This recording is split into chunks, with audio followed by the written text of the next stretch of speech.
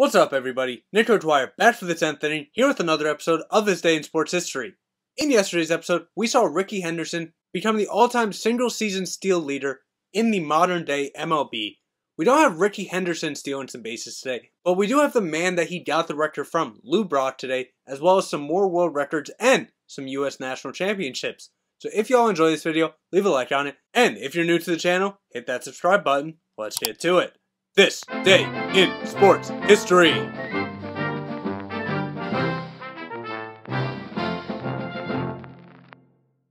We'll start off today in 1886 with the U.S. National Championship when Richard Sears would defeat R. Livingston Beachman 4-6, 6-1, 6-3, 6-4 to win his 6th consecutive U.S. singles title and his 6th of 7 Grand Slam singles titles. We stick with this theme in 1888, and Henry Slocum would defeat Howard Taylor 6-4, 6-1, 6-0 to win his first of 2 U.S. National Championships and Grand Slam Championships. 5 years later in 1893, Robert Wren would defeat Fred Hovey 6-4, 3-6, 6-4, 6-4 to win his first of 4 U.S. singles titles and first of 4 Grand Slam singles titles.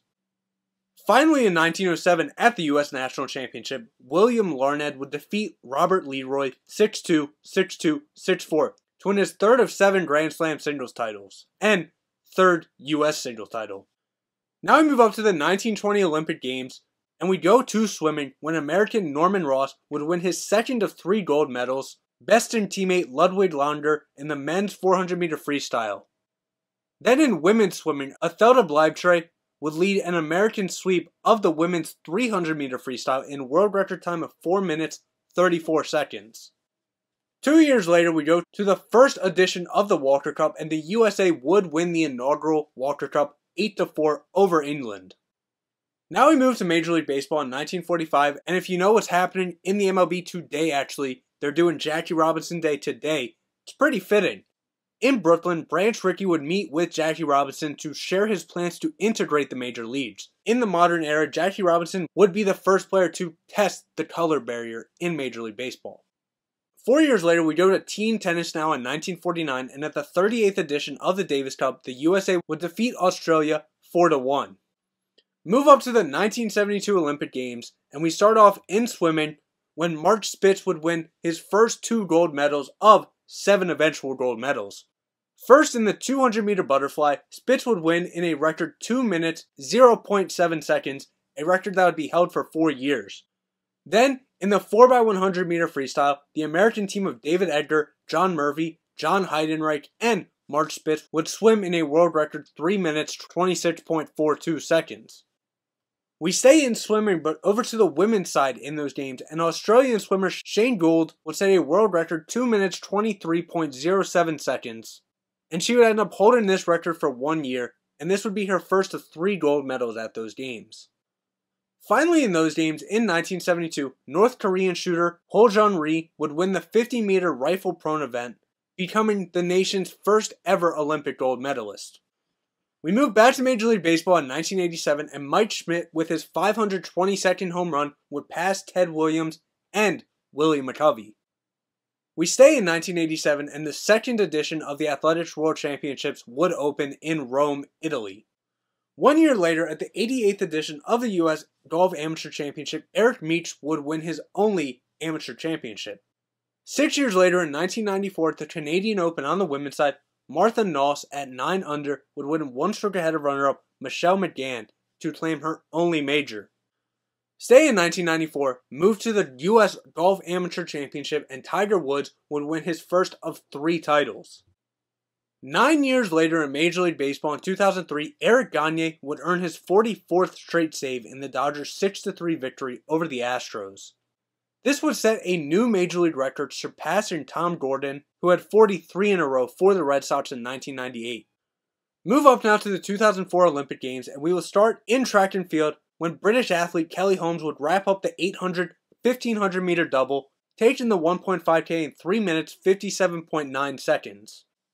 Then on the men's side in track and field, Hicham El Garouj of Morocco would wrap up the 1500 5000-meter double, winning the 5K in 13 minutes 14.39 seconds. Move to the men's 4x100 relay, and Great Britain would narrowly edge out the USA, winning with a time of 38.07 seconds, 0.01 second ahead of the USA to claim the gold. Over to basketball in those games, we have both the men's and women's final. We'll start with the men's, and Argentina, led by Manu Ginobili, would defeat Italy 84-69 to take the gold medal. Then on the women's side, the USA would end up defeating Australia 74-63 to take their 5th Olympic gold medal in women's basketball. Finally, in those games, we go over to the men's football side, and Argentina would defeat Paraguay 1-0 after a Carlos Tevez goal to maintain an undefeated record in the tournament to win the gold medal and claim their first of 2 titles. Move up 1 year to 2005, and in Williamsport in the Little League World Series, down 3 runs, Hawaii would tie Curacao 6-6, sending the Little League Championship game into extra innings for the first time since 1971. The Hawaii team would end up defeating Curacao 7-6 after Michael Mamea would hit a walk-off home run in the bottom of the 7th inning to claim the title. Also in 2005, at the Tradition Senior Men's Golf Tournament, Lauren Roberts at 15 under would win his first of 4 Champions Tour majors after a bogey on the second playoff hole against Dana Quigley. We stay in golf and move up to the Canadian Open on the women's side, both in 2011 and 2016.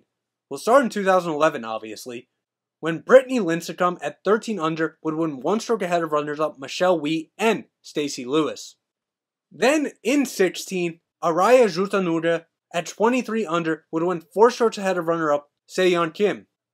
Finally, in 2016 at the Little League World Series, the Endel lead would win after Ryan Harloss would toss a 5-hitter in the team's 2-1 victory over South Korea. This would be the first USA team to win the title since 2011 and the first team from New York to win since 1964. So there you have it. That's what happened on this day in sports history. If I left anything out, I do apologize, but I'll see everybody tomorrow for Nick Dwyer and the 10th inning. See ya.